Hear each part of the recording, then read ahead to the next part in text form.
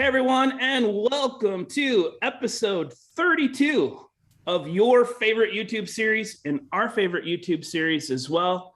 People ask me, Matt, why is it your favorite YouTube series? And I say, well, one, I'm in it, so that automatically kind of puts it up to the top. But we are the security podcast that has some great stipulations like no PowerPoints and no marketing jargon and no acronyms. And so today we're really excited to have Brian Quick and Aaron Shaver from Overpower on, and we're going to talk about an acronym, which I think is a great way to start a show that doesn't believe in acronyms. But we're going to talk about XDR and what that actually means and get beyond the letters and get into a conversation about what the guys from Overpower are doing and how they're helping their customers. So Brian, Aaron, I'll let you get, of course, I got Lloyd with me. I can't forget my co-conspirator in the really bad security team. But Overpower guys, I'll pass it over to you. First of all, introduce yourselves, explain XDR, and then a little bit. And then, the question I do like to ask when we're getting these things started is like, everyone's calendar is booked solid. We got meetings galore. We got vendors galore.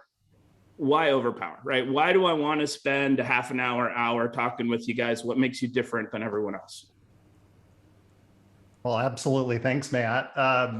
So I think the primary reason of why talk to us comes from my background. I've spent 25 years working at different kinds of companies. And at the end, most recently worked at a Fortune 50 company where I ran a security operations center, and we have these amazing, disjointed but integrated tools to give visibility and awareness of what was going on inside of our environment, what should I be concerned about, and then what should I do about it. And increasingly, I've come to the realization that that kind of visibility and awareness isn't accessible to many of us mere mortals. And if we can afford the tools to get them pulled together and create this real visualizable picture of, am I secure and what should I do?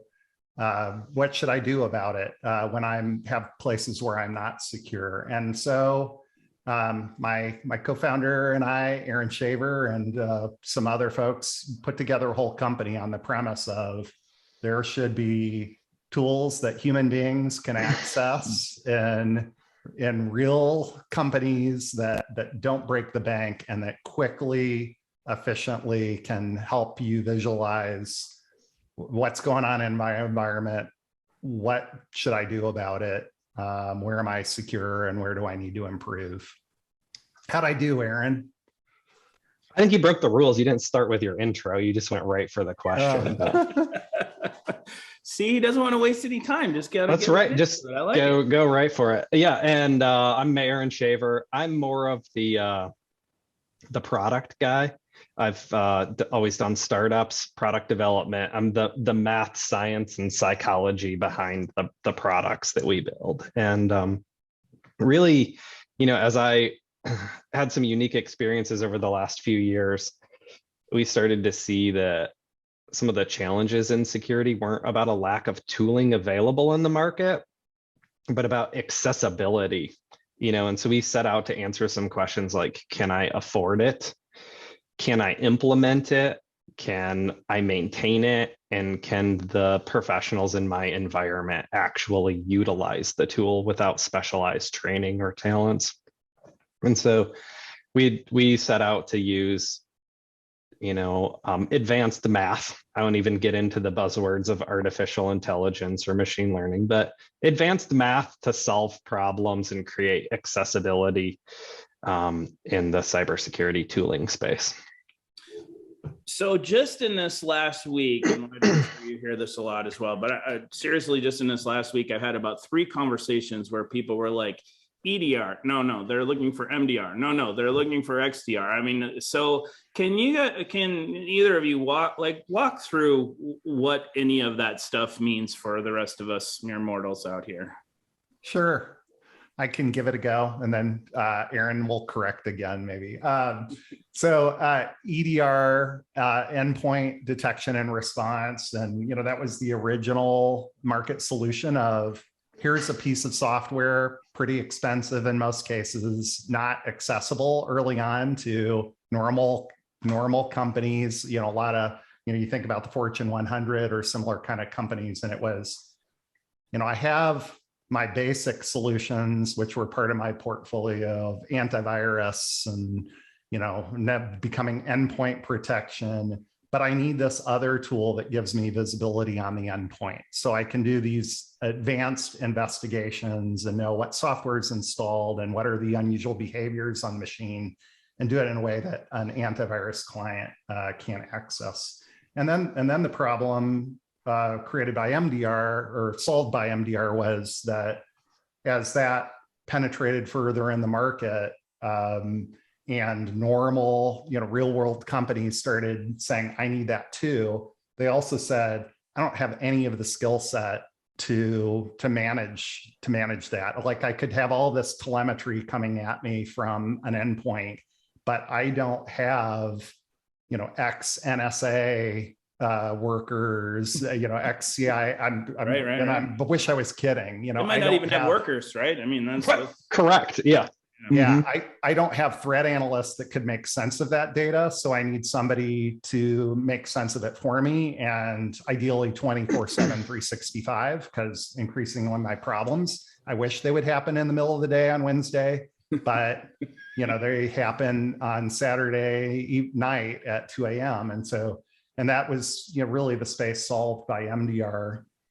And then or managed detection and response. And then, this XDR space that's emerging. And, I got to say, there was this day where we were working on the product and I called Aaron and said, we're in XDR, aren't we? Yeah, we're in XDR. I was like, shut your mouth, Brian. Don't ever talk to me that way. We're an acronym.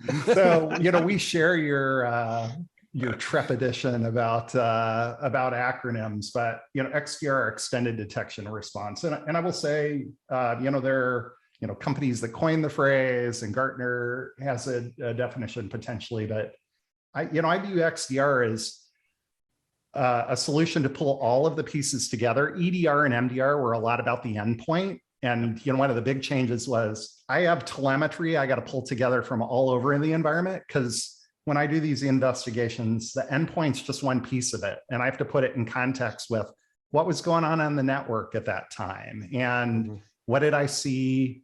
If anybody who's done any threat hunting, there are all these little threads I have to pull together to say, I got this email that came through, and then this thing was clicked, and that, comes from my web gateway. And then this weird software that's never run before ran on my endpoint. And all these things have to be pulled together. And that's the extended, or X in XDR. And lots of market, emerging space, a little bit ill-defined beyond that, but it's a space of pulling together the threads and turning all these weird little pieces of information into things I can act upon, see, visualize, make decisions on, and respond to.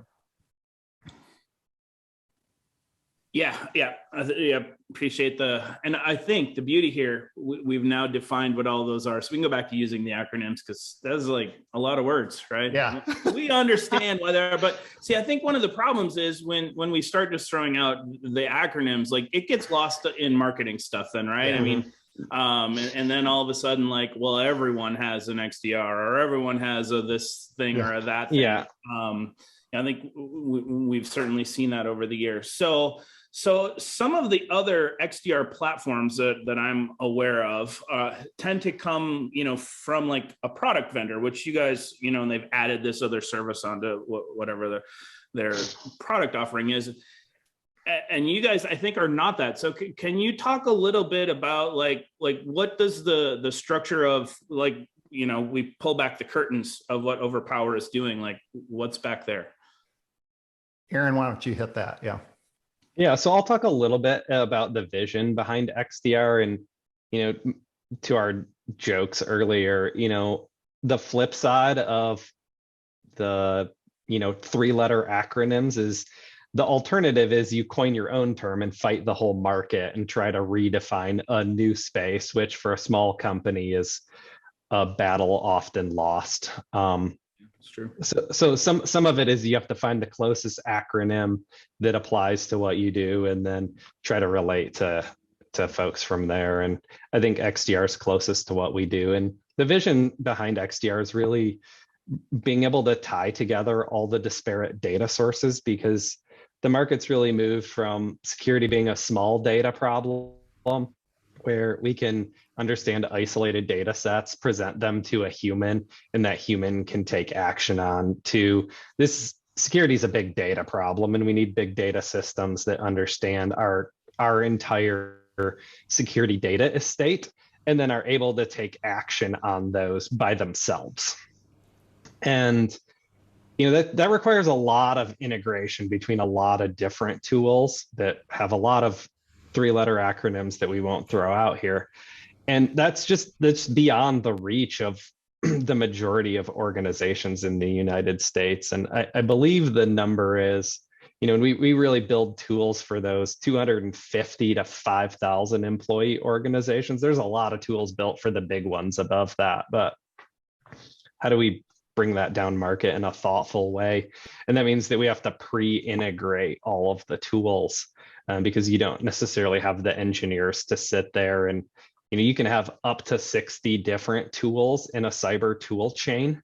If you think of it as an operating model, and all of those need to be integrated. And for a lot of these organizations in that market, we're talking about pre-integrated tools that you just turn on, again, about that accessibility, that are pre-integrated, is really our vision behind the XDR. And so we go a little bit outside the formal definitions of what an XDR is as well, to accomplish that vision, because there's no one product definition that talks about, what is a cyber operating model. If you think about the holistic view of the tools that I need. And so we've taken some pretty advanced XDR capabilities, paired that with our own threat hunting, autonomous threat hunting inside the environment, and then put it together with something that's having a lot of impact for us. And we call it DCISO, which is another acronym that I'm sure people hate.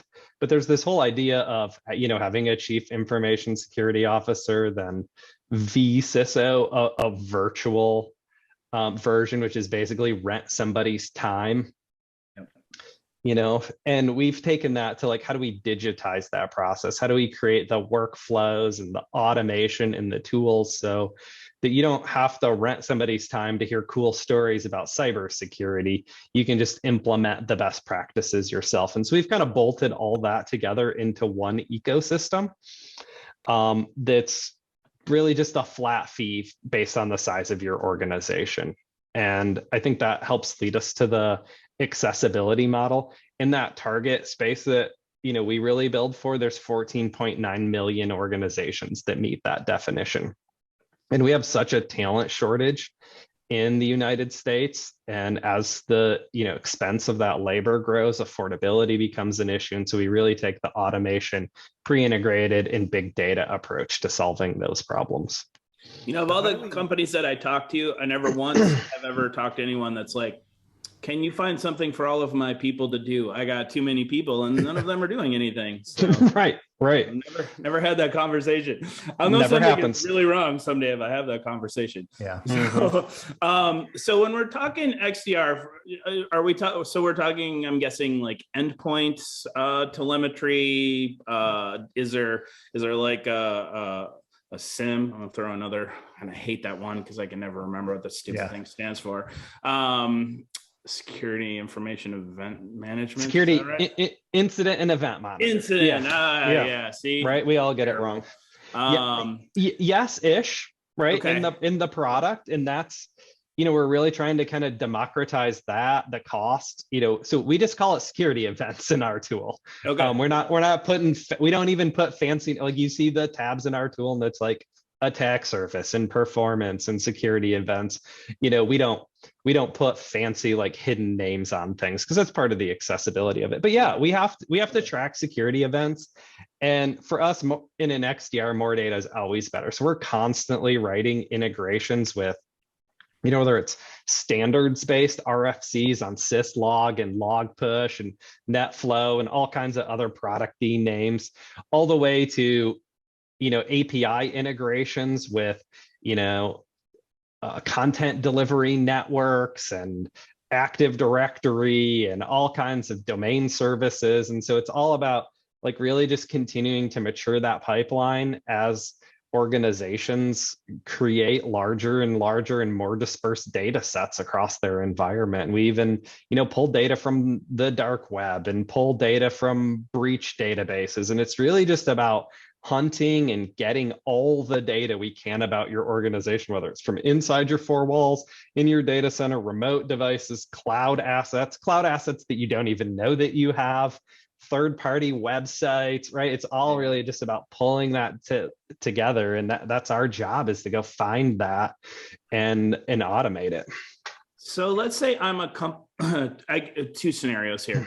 So I'm a company that already has made some investments in vulnerability management and SIM and endpoint. And so I've got a tool set, but I need someone's help to manage it and do some of the threat hunting and all of that.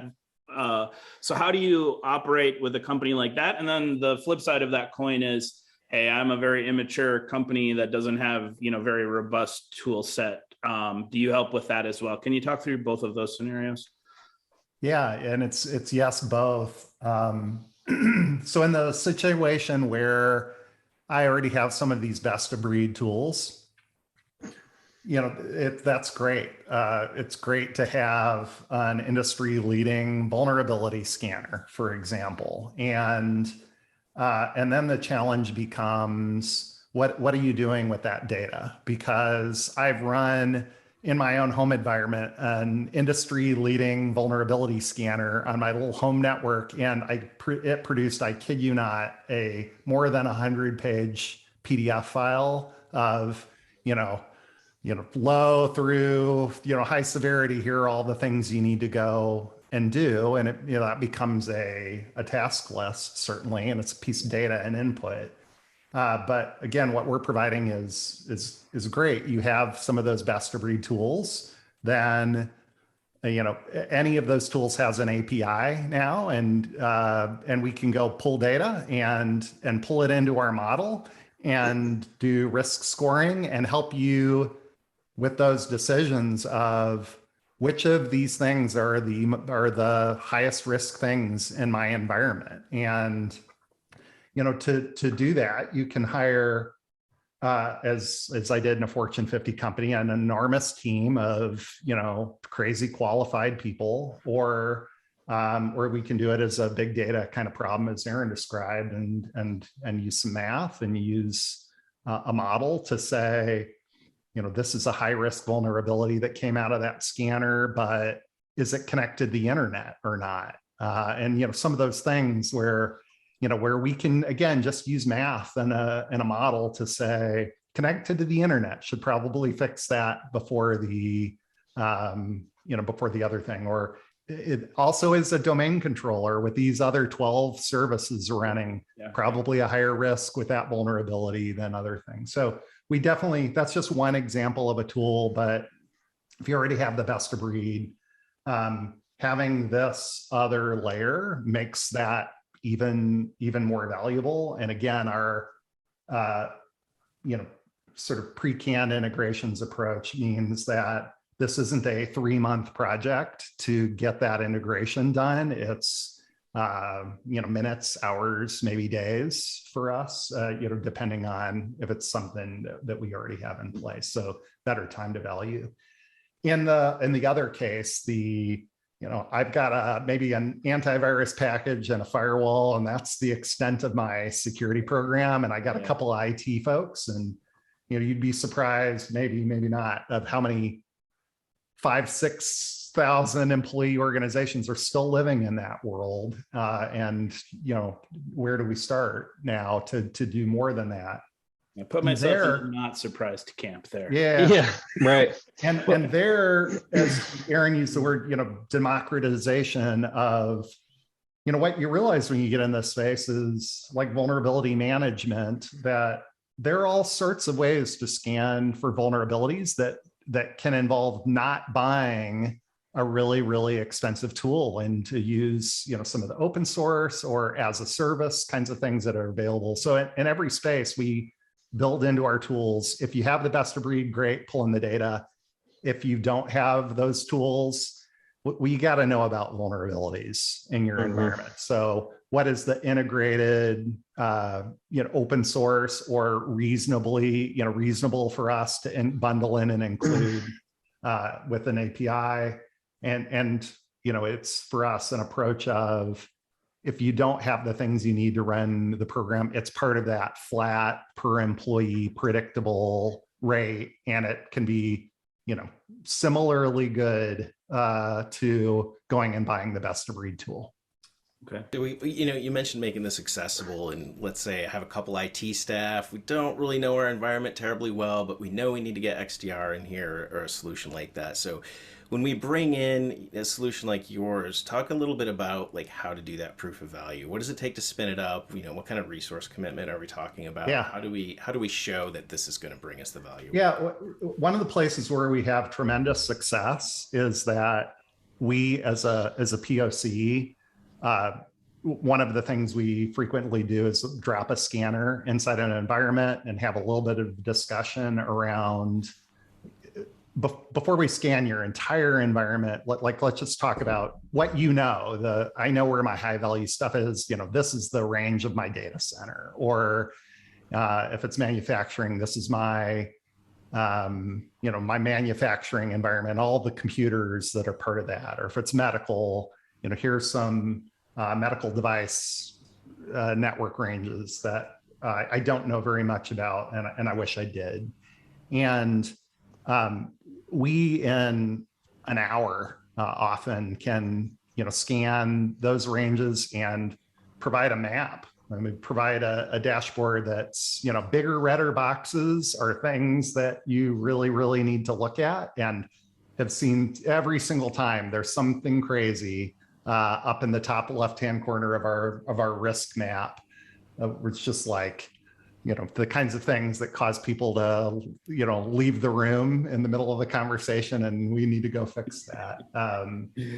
And so that's in, from a, how do I get started and time to value, that one of the things we're really excited and proud about of what we do is that in like an hour, you can do something. And then in terms of real live production, now you're a customer, and let's integrate all of the things and get as much data as possible. And that's typically a less than 30-day process, including, our approach to SIM. We had someone who our approach to log collection and log analysis. We defined it. I did very okay. You're good to go. So okay. Good now. You can say SIM. Just don't use the words that I use, because those are wrong. So yeah.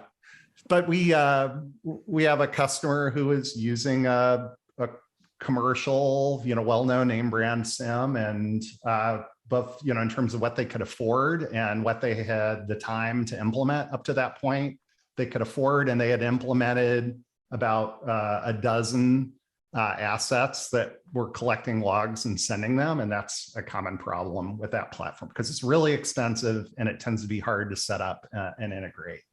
And for us, collecting the logs from Windows or Linux boxes in their environment, it's here's a PowerShell script, or here's a shell script that you run.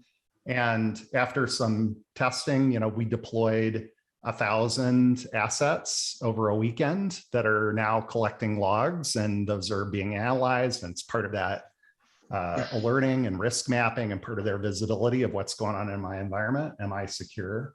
And so, that's part of that accessibility that's really, really important to us too. Yeah. And I'll add on to that a little bit. We really spend a lot of time on product design and UI, UX and automation, and how to make automation approachable to organizations that don't have competency in that area. We kind of bring the automation versus being like, yeah, you can automate it as long as you figure it out. And that comes as part of the deployment methodology, because we really hold ourselves to this, kind of don't let perfect become the enemy of good, because we often get into these like tool beauty pageants as we talk about them of, hey, is this vulnerability scanner 2.8% better than that vulnerability scanner? And it's like, you have no inventory. Why do you care? Yeah. Yes. Right. And that like, yeah. Yes, we can also scan your Windows 7 boxes that are all over your environment. Sure. Like we still has Windows 7 boxes. Yeah, right.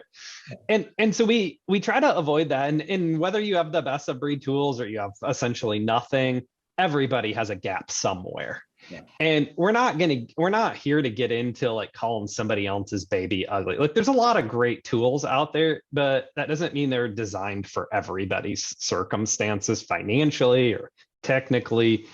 And so we really try to avoid the, hey, you should get rid of this thing and replace it with our widget. And so we really start with our DCISO module, and we have a lot of like pre-built evaluations in there, and we follow the NIST CSF cadence.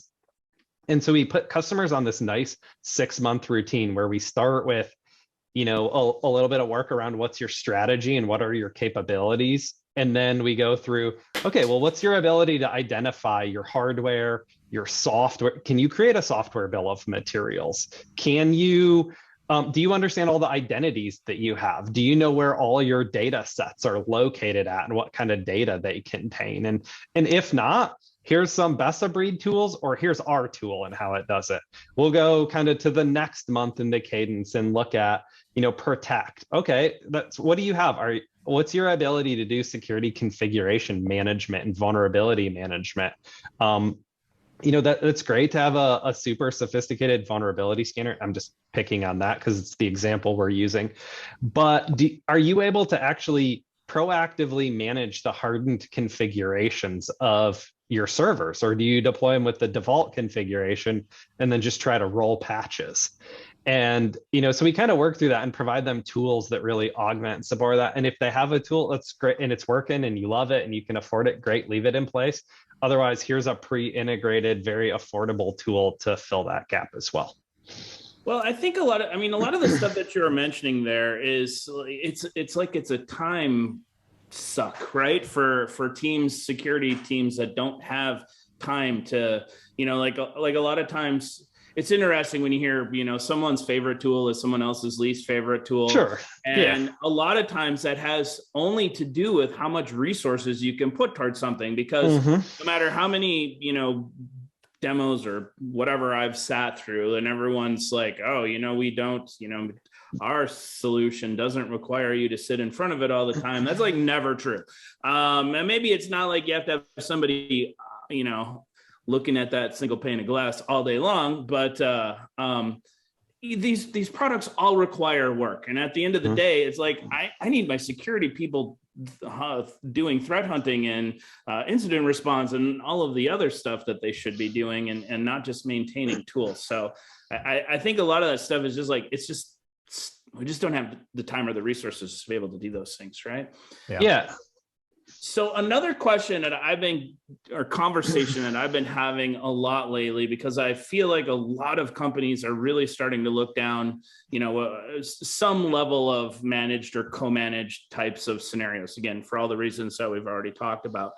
But can you talk? So I've partnered with Overpower, and you're now my XDR provider. This doesn't even sound right. You're my partner working with me on my security. Sure. Right. That sounds better.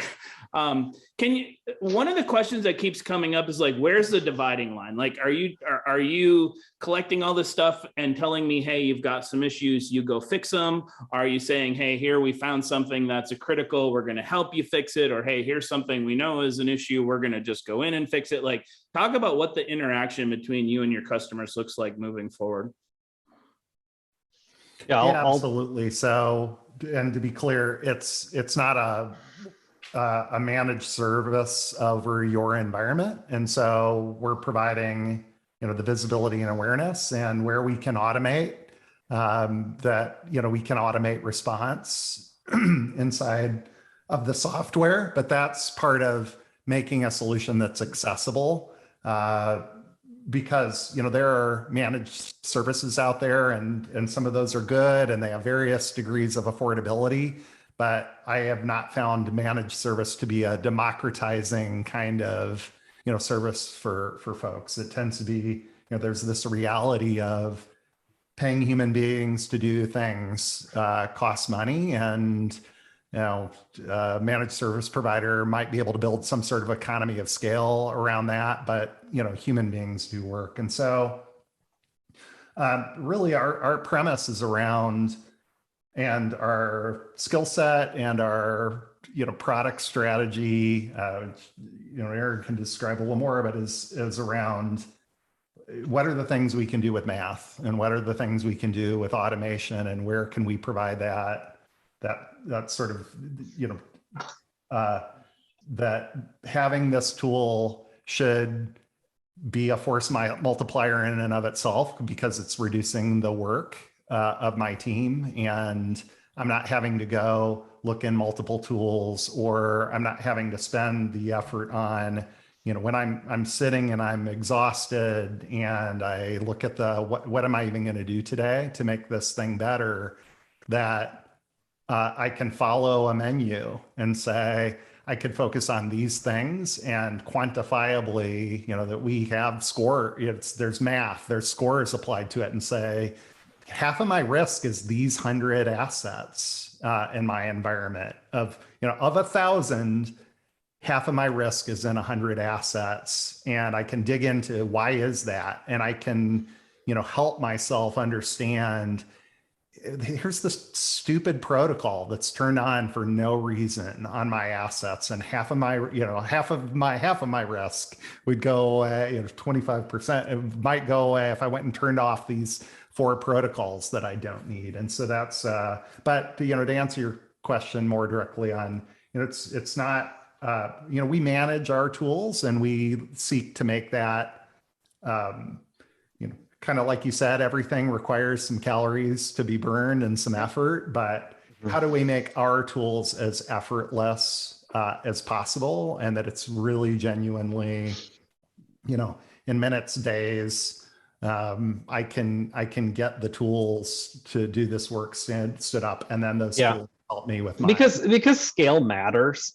And we're certainly not here to throw shade on managed services. In fact, I've built several managed service providers. It's a great model, but we kind of live by, I'll make a dodgeball reference. If you can dodge a wrench, you can dodge a ball. We kind of live by the, if you can train a human, you can train a piece of software, because at some point, and I, we've all worked in security for a long time, and I hate to say this about our profession, but one of our missions is to reduce human suffering in cybersecurity. And there's a lot of it out there.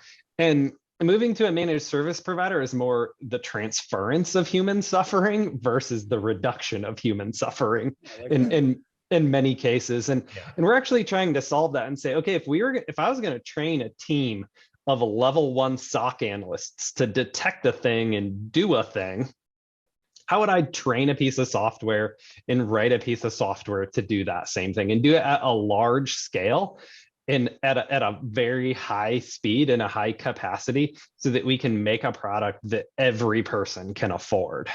And so that's kind of our take on it. Now that's a little bit, not to be overly philosophical about it, that's a stretch goal in some cases, but you have to approach this with constant curiosity and challenge ourselves, because we all do it, and we've done it in past innovations and companies that we've built. Of people kind of can become a stopgap to, I didn't take time to write that code or design that data model in a particular way. And so we really hold ourselves to that. And that when we do insert people in the process, because people are important, that it's only in the most high value circumstances that a piece of software couldn't make this decision for you, or couldn't remediate this asset. Yeah. Okay, so then you guys are going to, I'm going to partner with Overpower. You guys are going to make it so that my security folks are not having to do all of that churn and grind of keeping those systems running and up to date and all of that. But they're going to be able to take usable, actionable, smart information to do actual real security work with. Yeah. Absolutely. Even where am I secure? Where am I not secure? And what should I do about it today? If I could only do one thing today, what would that one thing be? What would my one thing be? Yeah.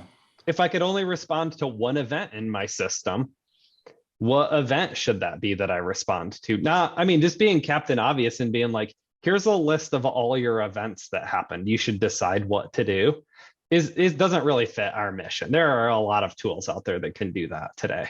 And so if I gave you one system to harden and one event to respond to, what would those things be? And then how do I give you the guides, right? How do I give you guidance of this is what it is, and this is what it means to you, and these are the steps that you should take to remediate it. And so it's important that that our users actually just become better security practitioners through the use of our tooling. Lloyd, I learned something today. I learned a new acronym, DCISO. Didn't know there was it before. I hadn't heard, but I like it. A digital CISO. I don't also think threw out else API about 3 or 4 times in there. So application programming interface. Just wanted to catch that one up since we were caught up in the conversation. But the other thing I learned is that if you are interested in having your security people be security people and not managing and maintaining a bunch of tooling, but actually really doing security for your organization, you should probably spend some time and talk with Overpower. So gentlemen, I really appreciate you guys being with us today. Fascinating conversation. This is one of those ones we could be talking for an hour and a half. So just like the good conversations go that way. So so thank you for being a part of it. Everyone watching on YouTube, you've seen the little, I put like a green screen subscribe button like right up there. So make sure you're subscribing to the channel. Please like and comment and do all of that good stuff as well. And we will see you all again for episode 33. Thanks, guys. See ya. Thanks.